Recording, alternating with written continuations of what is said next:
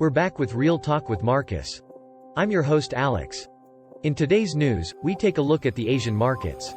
Monday looks set to open on a cautious footing in the wake of Wall Street's slide and oil surge on Friday, against a backdrop of escalating violence in the Middle East, and ahead of top-tier Chinese economic data later in the week. Want to know more? Stick around. All of that coming back. Stay tuned.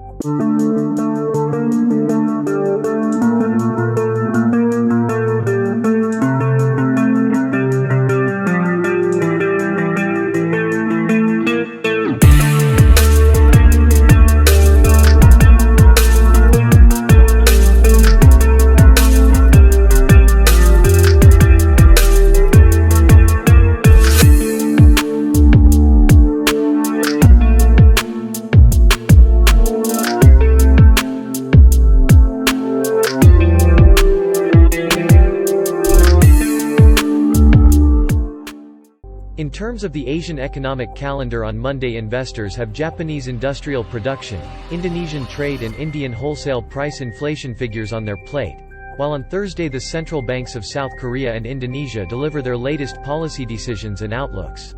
Japanese industrial production decreased by 0.42% from the previous month and increased by 0.42% from 1 year ago.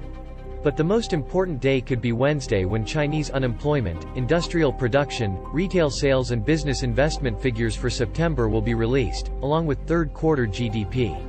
These figures are expected to show a further slowdown in the Chinese economy.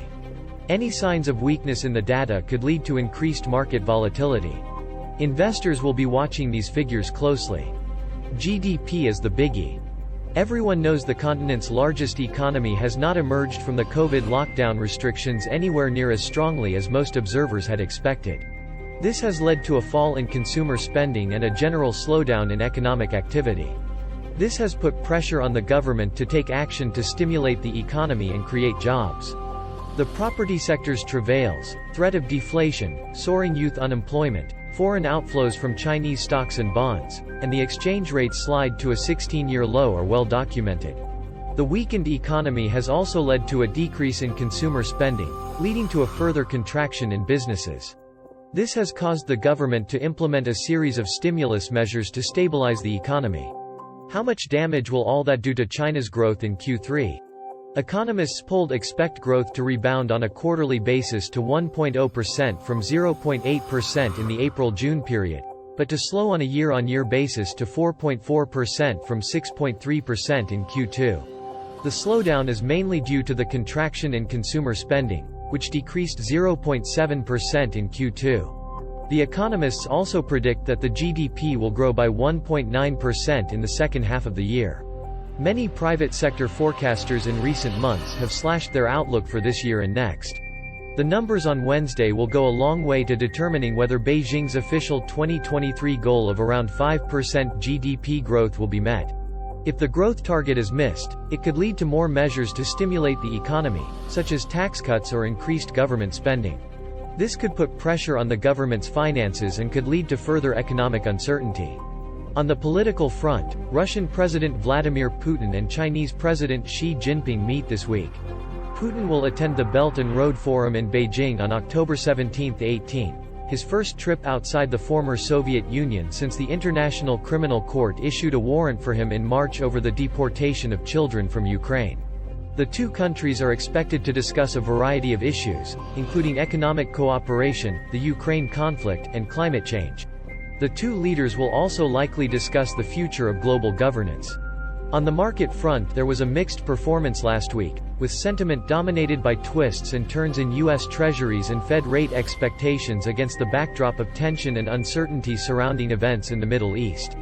The week ended with Asian stocks up 6%, their first rise in 4 weeks, and world stocks adding 4.5%, their best week in 6. Stocks got a boost from the broad decline in U.S. bond yields across the curve. The move was most dramatic at the long end. The 30-year yield fell more than 15 basis points, its biggest weekly fall since March. But that followed 5 consecutive weekly increases and an accumulated rise of around 65 basis points. Oil, meanwhile, jumped nearly 6% on Friday, its biggest rise since early March, and the dollar strengthened again, chalking up its 12th rise in the last 13 weeks. Here are key developments that could provide more direction to markets on Monday. Japan industrial production, August. Indonesia trade, September. India wholesale inflation, September. Thank you for watching, and remember, more gains, more gains, more gains. Giving it your maximum effort.